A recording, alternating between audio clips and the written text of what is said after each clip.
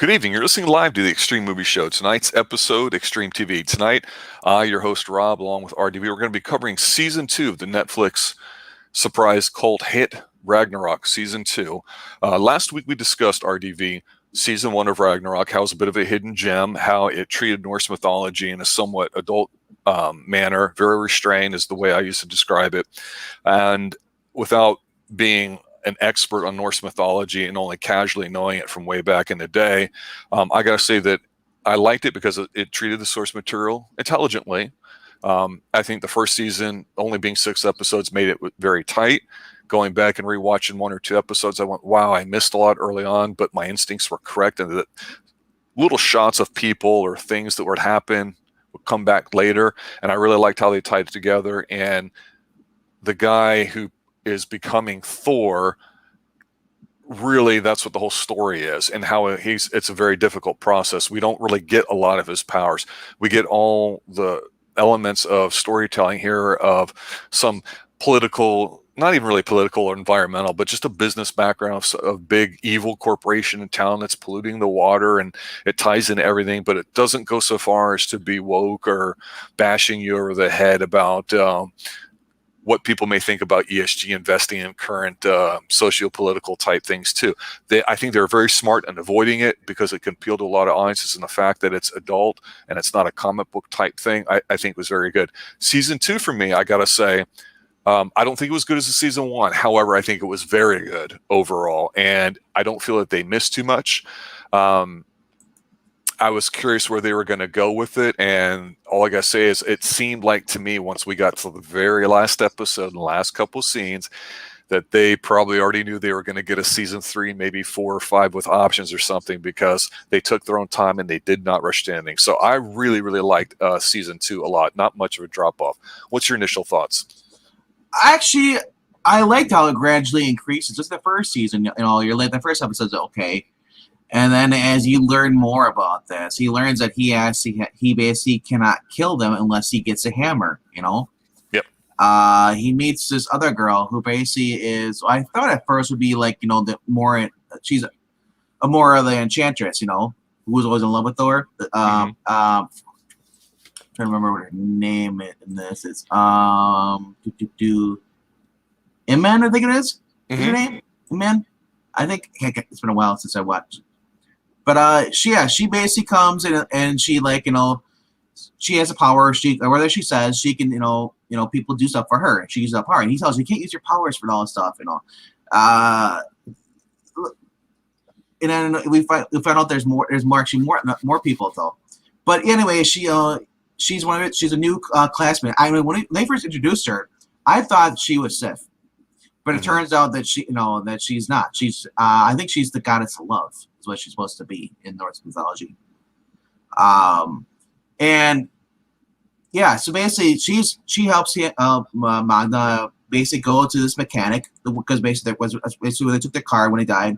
The guy basically creates him a hammer, while he's under enchantment. And he went to go use the hammer after it's done, and it wouldn't work. He couldn't figure out why wasn't it working. and then because he found out eventually though through Odin, who was the old guy who originally was on the scooter that that basically caused their car to stop in the very first scene in episode 1, season 1. This guy's Odin because the necklace he put on basically they got from the lady after she died, the witch or sorceress who keeps seizing her. That whole thing with the first episode of the second season, where he's in there and he sees Isolde, and then it turns out it's this lady. I love that, the whole mystical kind of like realm like that too. I mean, yeah, it's a bunch of CGI, but I love pretty much every character that plays a role in this series. Fedor, he basically wants nothing to do with his family. He's done with it. I'm done. So Saxa takes over because the dad, because we end up seeing that the dad ends up dying in the second season. So she takes over the company, and again, I love how that one guy who's helping. He's supposed to assistant to his dad. He basically kind of tries to snub her away because she's a kid, and she puts him in his place. She lays the law. I feel like She doesn't, though. It's a good scene because if you're a young woman or just a woman in general, or if you're a guy, and again, this is not an American production. no, It's European. So while men and women have typical relations, the cultural aspect may change how those things appear when you get older, especially the way business is done. Spain, for example, it takes a long time to get anything done. The United States is different. What was great about this scene here was that, like I say, as a woman, she's really an old goddess, right? And she's the one out of the entire family that doesn't seem to understand why the parents and everyone seems to be getting a little soft, like they're really letting emotions get control of them. And all through season 1, you're seeing her is supposed to be that in America, we would look at her as, oh, that rich bitch who just thinks she's just better than everybody else because she's good looking, but she's not smoking hot. But when you find when she does talk, she doesn't come across 100% like, she's Queen Bee. But she is smart. She's well put together. She's polished is the word. And here she puts the guy in his place. And yet I just wondered that he has to know that he's working for gods. And if he doesn't, that's okay too, because it seems like he recognizes how well she is going to do as far as working this company, because she's confident without being arrogant. Mhm. She's smart without being naive. She has a plan that she knows how it needs to get executed. And I go, I wonder how much of that is just her, hundreds of years of living. And it made me appreciate her, whether she's going to be a bad person or not, because we don't really know the history of what is being presented as this bad family, the evil ones that are in charge of something. And really, it's just two sides of the coin here. And that's what makes it good, is we get a lot more level of detail in her character. And not only do we get that, we get how that pivots. So yeah, I think you're bringing up her scene there. I don't. That's one of the earlier episodes. It's very telling on what happens with what happens to her towards the end of season 2, don't you think? Yeah, and like I said, she could use her good looks and all that stuff, to do all this stuff, but she is more sound of mind than the rest of the family, especially after because what happens is that Lord spends more time. He finds out that Vitor's his dad. They spend more time together and all that stuff. And then he goes over there because he finds out that Magda finds out that Lawrence is spending time over there, and he doesn't trust Vitor because Vitor basically is his mortal enemy. And they're gonna kill him. And he goes over there. He goes there and he sees basically Lawrence and Vitor in that one room, the hidden room, but they keep all their old collectible stuff. It's all the old world stuff that basically that way we expose them if anybody ever saw it. Mm-hmm. And Vitor attacks him, and they get a fight, and they end up spinning around on the wall, and then Vitor gets the axe in the back, and he dies. This is why Saxa took over, because Fjord wanted nothing to do with the family. He wanted to be with Gree, and Gree was talking about, he said, I'm just done with it, because he saw what was going on with the plan to stuff. So Saxa has to deal with because there is a whole activist that comes along. And he finds out the sample, because they find the sample, or Isabel's father found her phone. And they found the water sample and took it to, and then so now the company's under trouble because for polluting the water. Mm-hmm. And everybody's saying, there's all these signs says don't drink the water and all that stuff, So everybody's upset with this company. So Saxa, being the sensible one, because her mom is basically I can't really call her mom, but I don't think they're really. I think they're all the same age. I think for whatever reason, they're just the last 4 remaining of their kind. I don't think it's clear, because while they're presented as a family, to your point, I just wonder if it just happens to be the 4 so that were remaining after the battle from before. That's how I'm taking it. That's exactly what I'm saying. I don't. Okay. Yeah, even though everybody sees her as her mom, but yeah. So because Vitor is dead, everyone hates Lawrence. Except for what's her name, Saxa, who basically doesn't really. She just sees him as an outside child, but it was the mom because remember they're basically look like monsters or whatever, and they're frost giants. They're not supposed to, like, they're just using enchantment. That's why they look so the way they are. It's explained by the witch and Odin and all that stuff. Anyway, my point is that the mother is showing a lot of emotions, and so is Fjord, and Sax is like, what's wrong with everybody? You know, everybody's like, you're acting human. You know, you've been around. You know, you guys are just, you know, out of control. Saxa takes over the company and does her best, basically because, you know, Fjord doesn't want something to do with it. He's leaving, and eventually Fjord ends up joining the protest outside with Gree, because Gree wants to go protest because her father he's sick. His lungs are full of like mercury and all that stuff from working at the factory, from breathing and stuff. So he goes there and he leaves. He gives a speech. This causes problems for them. And then her and I love Sax's, her smart solution is basically, you know, the best thing you could do for a company like that. Even though I don't agree, you know, it's making excuse for a corporation what they did. She's basically just saying, like, you know what, we're going to work with the people.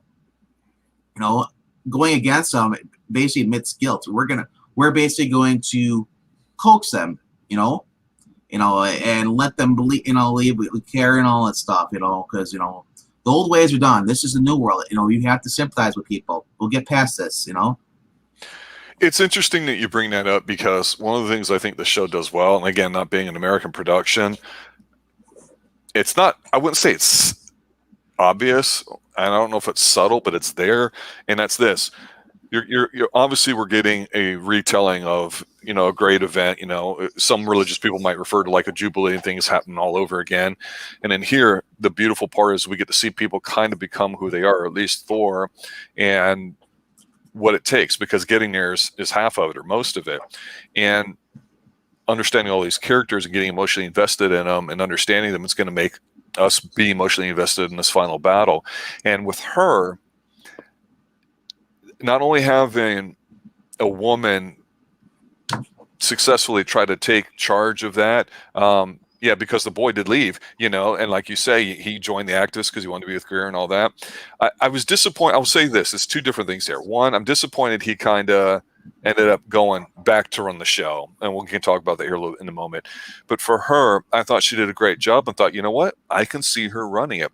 So I was kind of disappointed when things eventually would change. But the neat thing here is they're presenting in our world today, here in the 2020s, the two different major things that involve, you know, if you want to talk about climate change, you know, fossil fuel and old energy, you know, what big oil, as we would call it here in the United States. And that's, the father represented the old guard, literally and figuratively, and he ended up dying. But he basically said, no, we're in charge. We're supposed to project a sense of power and control. And it didn't seem like he was necessarily very successful about it. But for her, she basically said, hey, look, you know, we're going to go ahead and give them a speech and say that we understand, and we're going to be seen as being just one of them. We're going to basically kill them with kindness. And there's something to be said for that approach. And she doesn't do it in a really ignorant way. She does it in a very smart way. And, you know, you even get to see them when they're going to, like the rest of the town, go to the local place to get the water bottles. And I thought to myself, this is a very almost slick way of presenting both sides currently without necessarily saying one is better than the other. Mm-hmm. There's a lot of, here in the United States, this attitude of converting from old energy, fossil energy, to electric energy, and whether someone like me who grew up on the old energy and is seeing things change, we can argue whether or not that's the right thing to do, or if it's effective, and whether the politics and policies behind it are correct. But we don't have to get in all that, especially for a TV show. And that's what's good about this, is they show a woman in a place of power. Well, yeah, we're supposed to see it, but it's definitely more common now than it used to be, but they do it in such a smart way without beating you over the head. And they don't show the father as being weak or a wuss or anything like that. Yes, he died to Thor, but he didn't die to Thor in a heavily dramatic macho way. They were going at it, and it was kind of like you just didn't see it coming, and it was over quick, you know? Yeah. So it was a tough struggle. So those are some of the scenes I think that the show does really well. And I think it's neat when we talk about what scenes we like or what stood out. They almost have like their seeds from other things that happened, say maybe even in season one. And that's really been the beauty of the show so far, is being able to kind of do things like that without really taking a stand, whatever. And that's very few shows on Netflix do that, I think. Yeah, I love the fact that it wasn't just like they go overly woke and be like, belittle the guys, just to prop up the woman. I do like the fact, like, there was a little bit more drama between Lawrence, because now he hates, Magda. Yeah. Unless Magda, he can't get over the fact he killed a guy. He's seen all this. There's a funeral and stuff. He basically, in the Christian church, asks God to let him be normal again, and he loses his powers. Yeah, I don't quite get how that worked. I understand that's what happened, but that was the thing too. So I don't know if that was a Christian church or just a church, whatever religion, or if it was like a generic. I don't know. It's a little foggy to me. I think Odin, because remember at this point, Odin was already telling that their enemy, you got to kill them. I think Odin took away his powers. And he said, like, well, you went in and asked for help. You pray to a god that's not me. Basically, Odin was always like, he was the All Father. So so he was offended. So of course this has repercussions, because he can no longer see without his glasses. His hair is putting down stuff, and it ends up getting his old bowl cut hairstyle. Yeah, right. It goes back to that. But not only that, though, it's like Lawrence sees this, but Lawrence doesn't give a crap. He's like, "Oh, you give away your powers. That's cool. Whatever. I hate you." At this point, you also have, except you brought up if Fjord comes back, because Fjord, I think what it was is that, remember, when he heard, whenever he saw Magda, went to go apologize and all that stuff. Well, no, actually, no, it was Fjord came back. I think what it is that the old world, you hear spirits, when it's in his ears, when he's talking about it, I think he was tormented, because he said, like, whenever, like, someone is killed, there must be revenge. So I think almost like he basically gave into it, it's who he is. He can't. And like as Odin said, it's preventable. You cannot walk away from this, it's what it is. It's just the way it's always been. No matter what you try, there is no other way. Even though Magda says, "Well, I'm not going to kill," and Lord's like, "Well, you have to. It's kill or be killed. Yeah. It's who you are, and there will be consequences like this." They said, like, Magda's his mother ended up being let go after Fjord takes over the company. So the Magda goes in to confront them, and then Fjord realizes he doesn't have powers, basically beats the crap out of him. Right in the parking lot. I was thinking, like, Seed, and I was thinking, like, because I was upset that Magda gave its powers. I'm like, really, dude? You're upset about killing, but you're gonna give her powers? Do you realize giving her powers just puts everyone else at harm, whether you want to kill her or not? It's like as long as you're a threat, everyone's safe. If you're, as soon as you take away your powers, it's like. So it's that peace through strength principle that way back in the day we always thought about here in America. Speak softly and carry a big stick. The threat of violence or competence is enough to dissuade any potential people from screwing with you. But when you get soft and weak, people move in. You're absolutely 100% right. And it's not like in a big fiery speech or anything like that, too. And they don't say, "Well, you got to kill or be killed." It's like, no, this is really how it is. I think Fjord, the reason why he also went back is because it's just so much history, so much, it's just memories and all that stuff. With these people, whether there's family or not, it's just, he just felt like his father had said, like, "You're a coward running away" and all that stuff. It's like, and it's just Greer. Yeah, she wanted to. Her father died, ended up dying. So they're gonna. Her and her mother were leaving town, and he just couldn't leave us behind. It's just like, it would have ate at him. I think, and it was eating at him.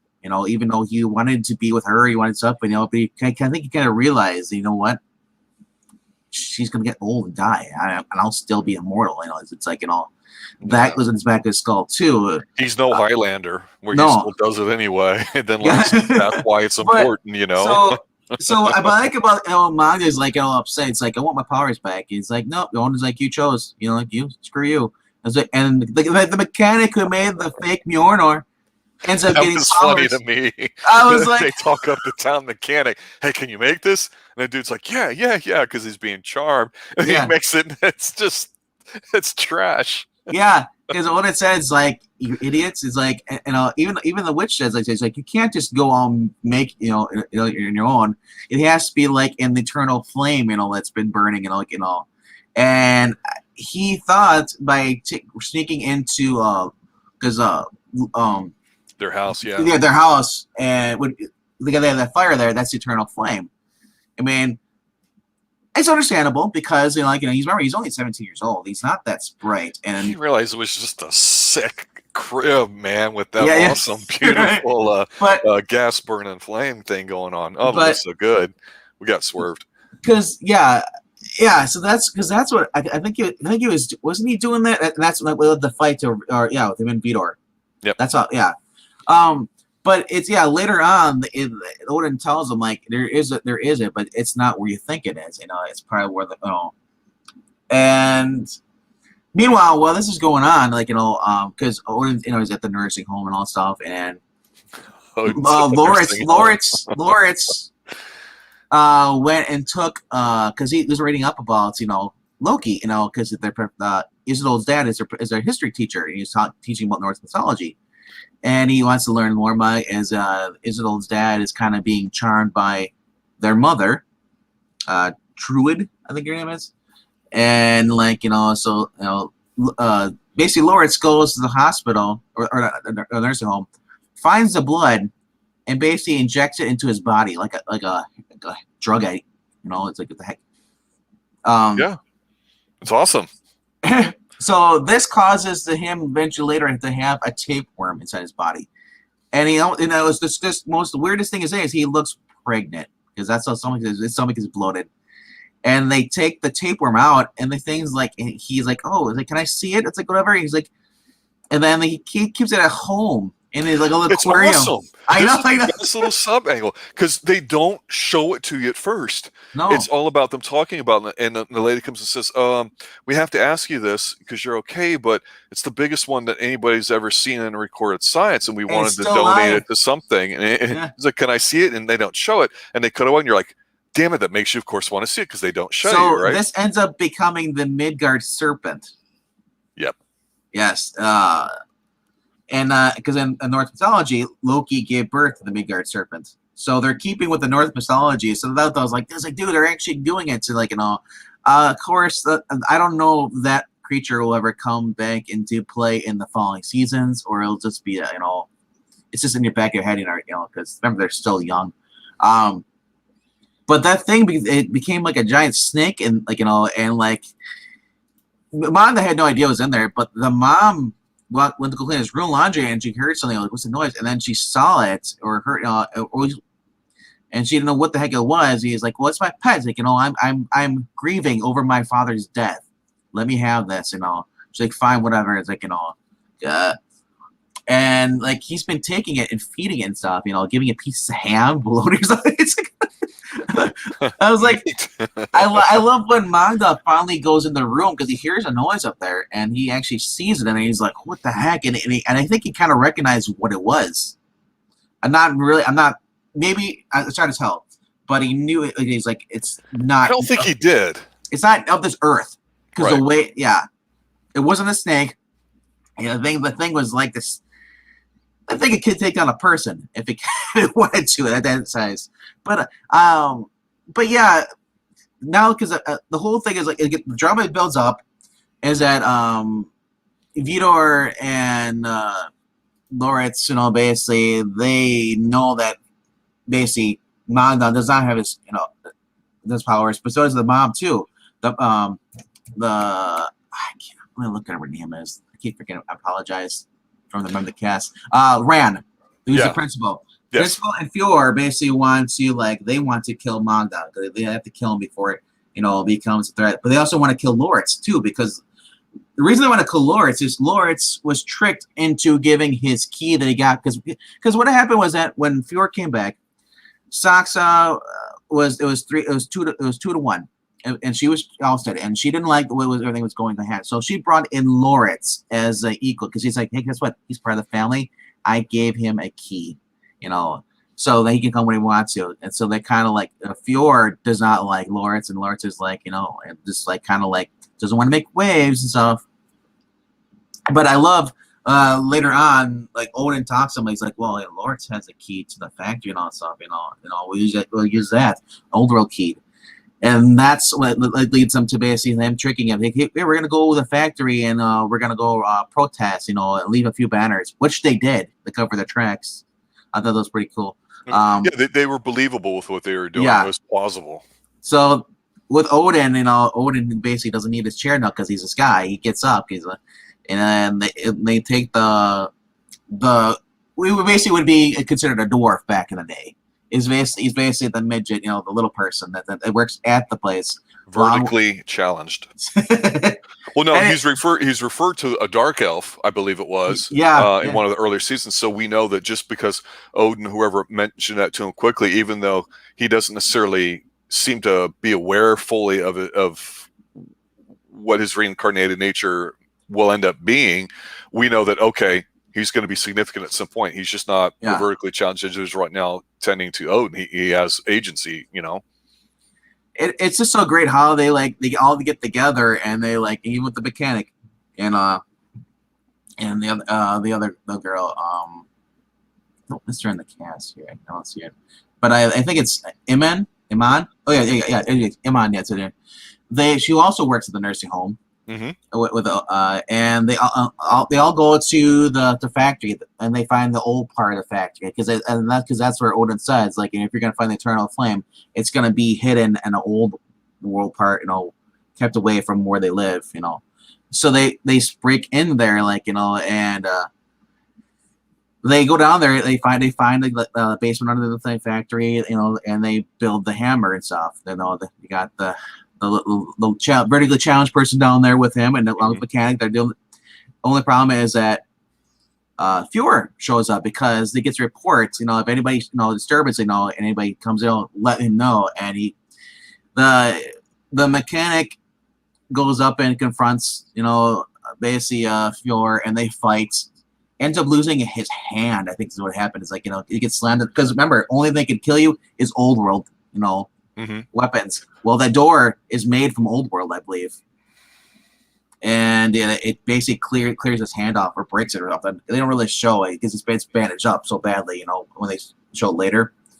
And I love how the whole thing, it's the guy playing Odin just goes up to the two security guards and he's like, "Oh, help me, I'm lost and stuff."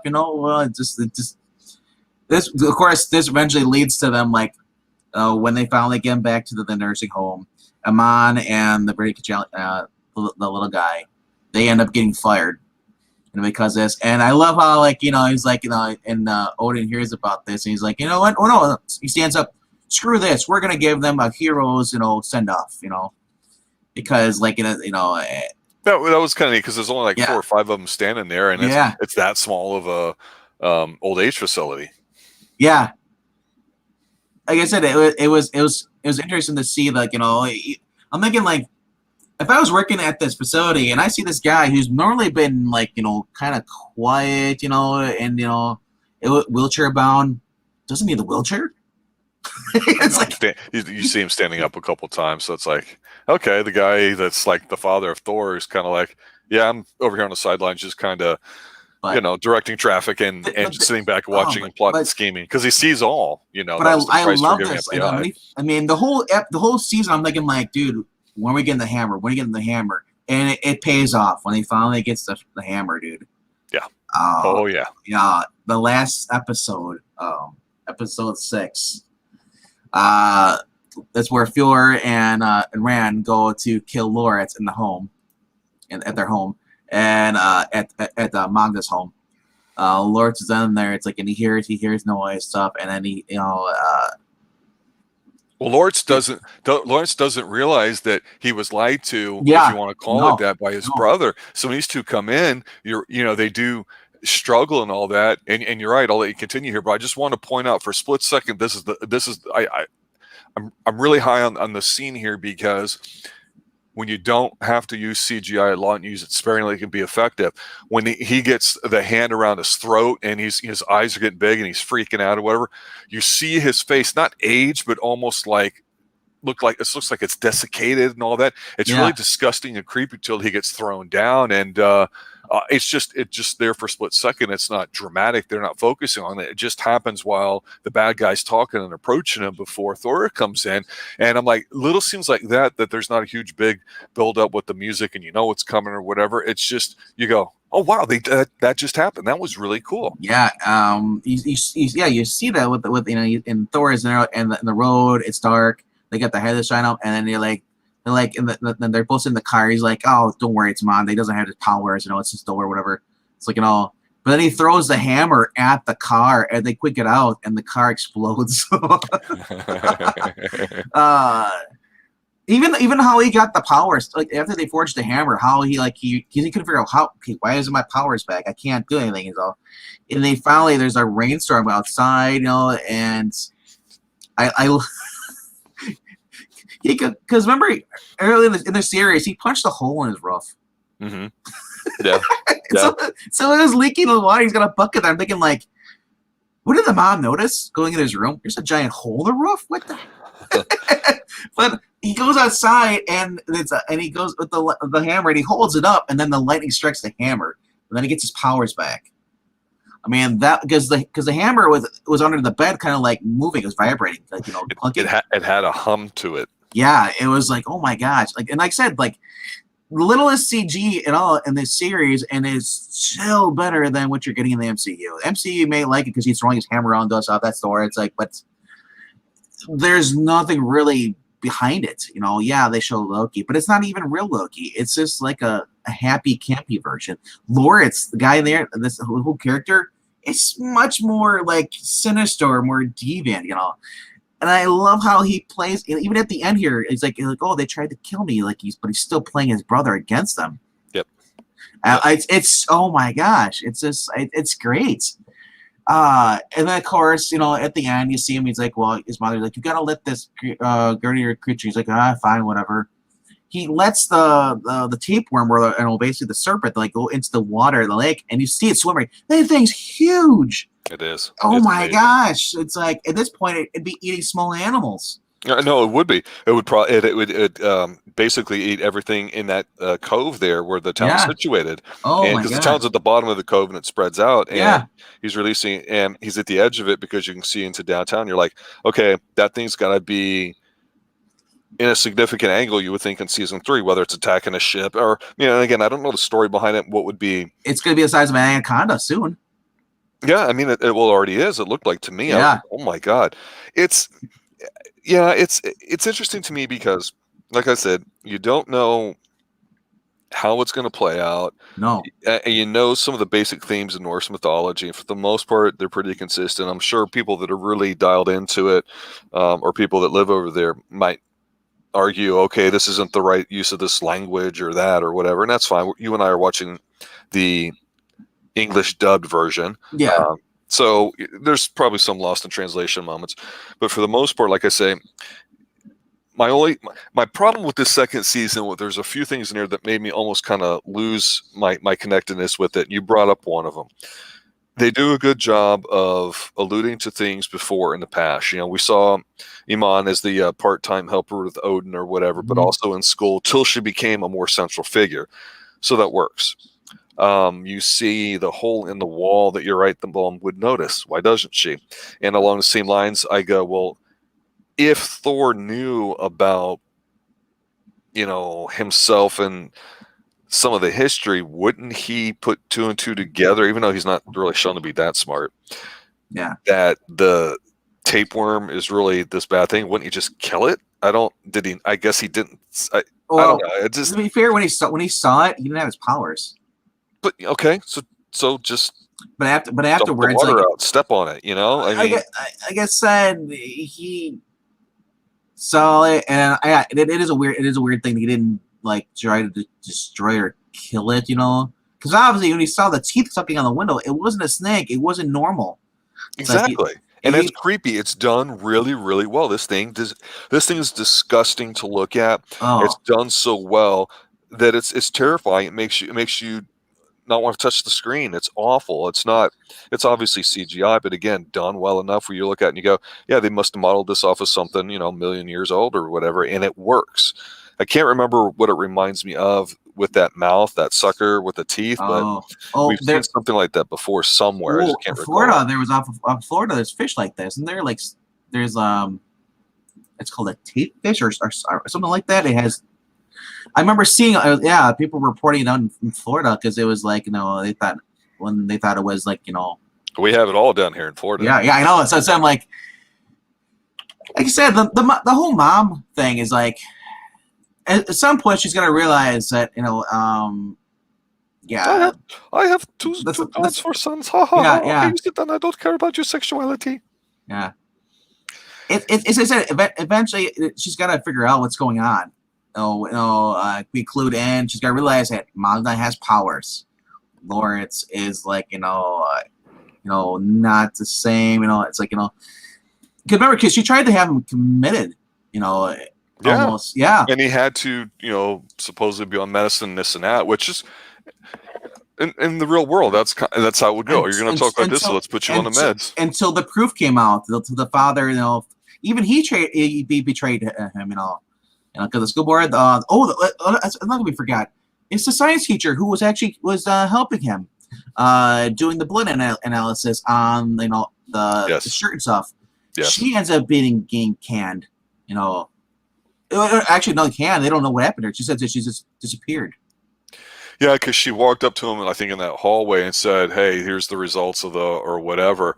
And again, like I said, there's a few things here in episode or season 2 that kind of like not convenient necessarily, but quickly tie things up that they didn't explore, and some of them stand out like that. I think with the mother, though, she's not annoying to me, and they tried giving her a relationship in here, which makes sense.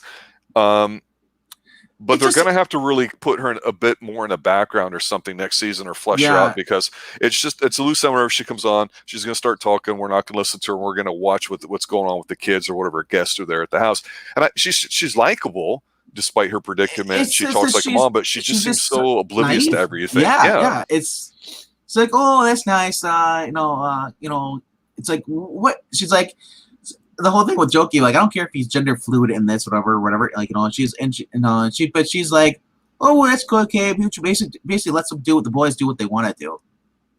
And that's the thing, because she's more worried about herself, and then, like, I guess, I don't know. It's just kind of weird, but Scandinavians are definitely very liberal when it comes to that in general. Same as Europe. I mean, even today with the internet and being in America, we could talk about how standards, some people would say have lowered or whatever, but really, it's not that surprising to me to see that. I do love, though, that there's a scene here we really overlooked between Saxa and Magda. There's a scene in there where he goes to confront the family, with the hammer. Mm-hmm. And he's like, confront them, and he finds out that, like, he sees that basically Saxa has been beat the crap, she's laying on the ground. She took the beating because, the family found out, that talking about when she pops his cherry. It was her, yeah. It was her key that that she gave to Lawrence, and then Lawrence gave to Magda, to break the factory, and then got his hammer. She took the beating and all that stuff, and then he finds her, like, they kind of have like a out of body experience, like, it's kind of like you see when they're with the witch, the other realm, the realm, and like you see a glimpse of her face. She's riding Thor's pony, man. Oh my god, on him. They did the whole entire thing, and then he finally snaps out of it, but it's too late. I'm wondering, because remember the father was able to pass the seed. Yes. I wonder if she's gonna give birth to his son. I think so. In the 3rd season, if they're going to do something like that, because they wouldn't just randomly have that, because they were kind of building up before, like, when she was he'd come across you at the. They were civil to each other, despite the lines drawn. They were they weren't going to kill each other, and you can see a kind of connection like that. And so they finally did that. So I'm curious to see what's going to go on. But there's also another character too, that in the second season that that kind of Loritz implied to Magda is like, oh, that girl she kind of likes you. She's the other actor. She's the kind of the quiet brunette girl. She's pretty, and she's And got the hots yeah, for Thor, and they showed yes, a lot rather than dwelling on it. Instead of yeah. shoving your face, they allow it time to Oh, breathe and room to develop. I'm really hoping that they do, like, turn her into an actual character. She's going to be. There's no way she can't be. She made a comment to Thor about knowing stuff and all that too, telling him it's almost like a very light version of the "When Rocky Wins" speech or whatever. And he's like, oh, she kind of likes me. I'm looking at her. Yeah. I really hope that she's Sif. I want Sif in this series. I don't know if Sif is part of the Norse mythology and all that stuff, or how much it is, because Marvel's kind of like basically watered that down. So they've added so much stuff to that over the years, the comic books and now the movies. Unless you really study this stuff, like I said, I'm not a big Norse mythology like historian, so I don't really know a lot of the stuff. But I really hope that she gets a bigger part in the third season. So, well, oftentimes you'll get a situation like, say, Thor, 6 episodes a season, right? Yeah. You can story arc this out for, say, 6 seasons, 36 episodes in your pitch, and they'll say, okay, we definitely want season 1, and we'll give you options for season 2, based off of that, which of course they immediately did. So probably we'll get a notification here real soon about season 3, and then they can decide based off of how things are going if they need to tie things up or not. And Netflix has a tendency to only do, at least with United States productions, no more than 3 seasons because of the expense of it. However, the finances and the way that appears with overseas productions that they then play in the States is a different animal. So it's possible this could go on 3, 4, 5 seasons, which I think everybody would love because they're getting a good steady dose of slow character development. They understand what's going on. They see it.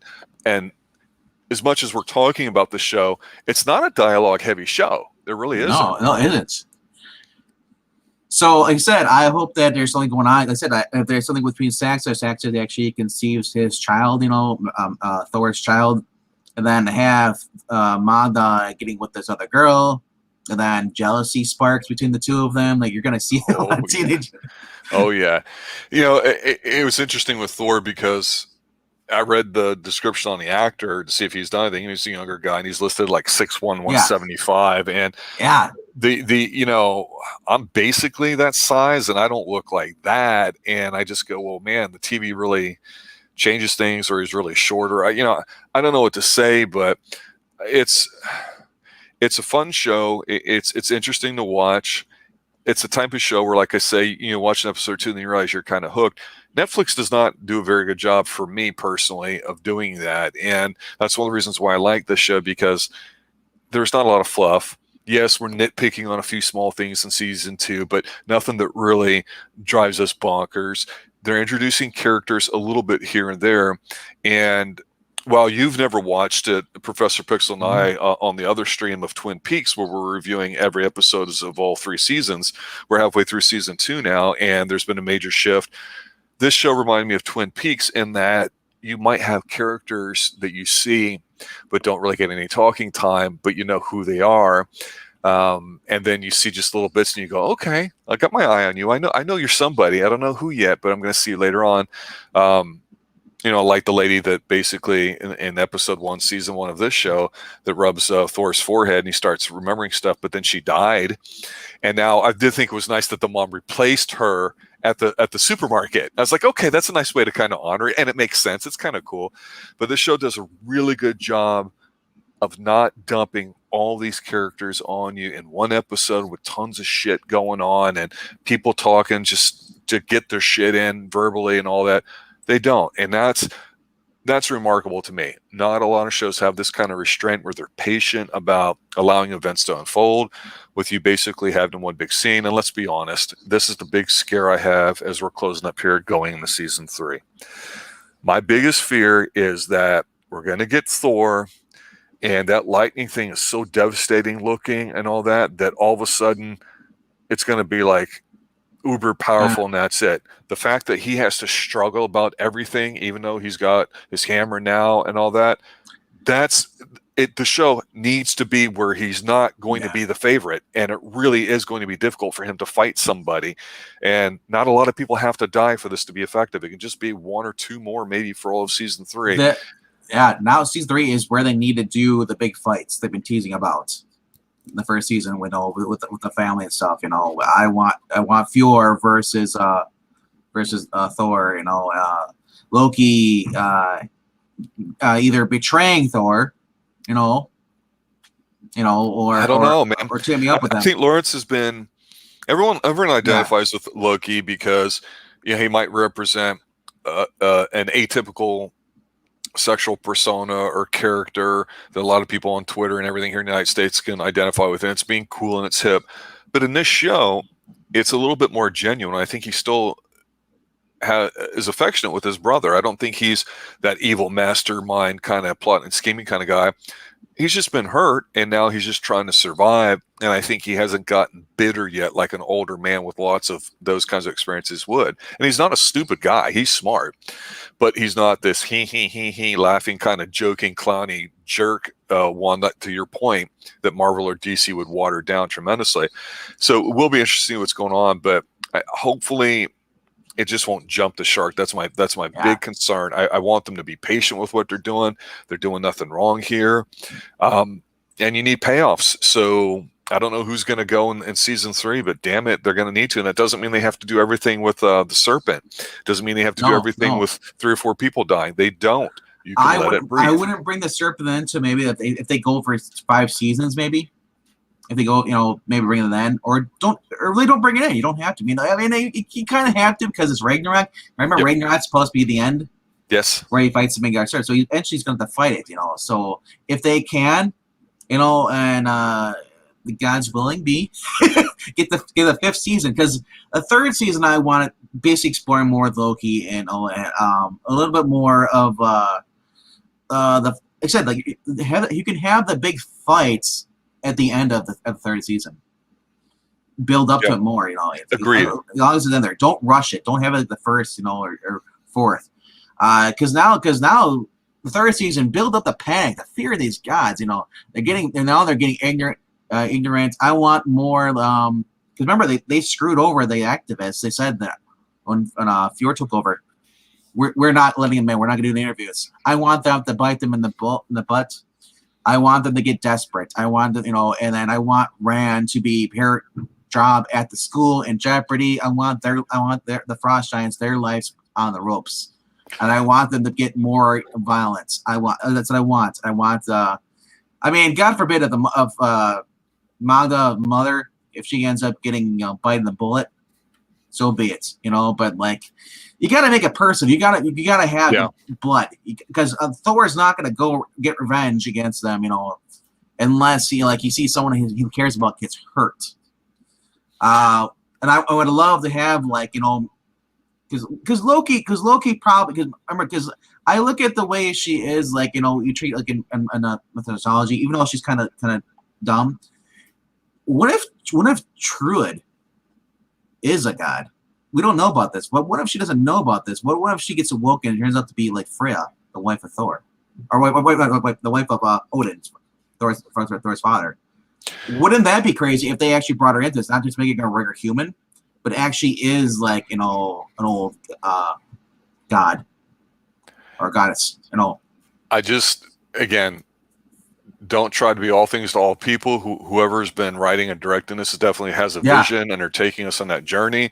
It's been pretty consistent. Nothing going on. Maybe a few minor bumps in this season, but nothing that's going to make anybody that hasn't watched it hate it. And it's amazing to me because the people that I've seen online about it, whether it's Twitter or YouTube or whatever, they're really passionate about it, and they like it a lot. But it still doesn't seem that, even though we got season 2 drop now, we're reviewing it, that it's hit critical mass where everybody's talking in all the outlets. And maybe because it's not an American show, I don't know. We've talked about how there's been some really good other shows too. Whether it was it Broadchurch we talked about?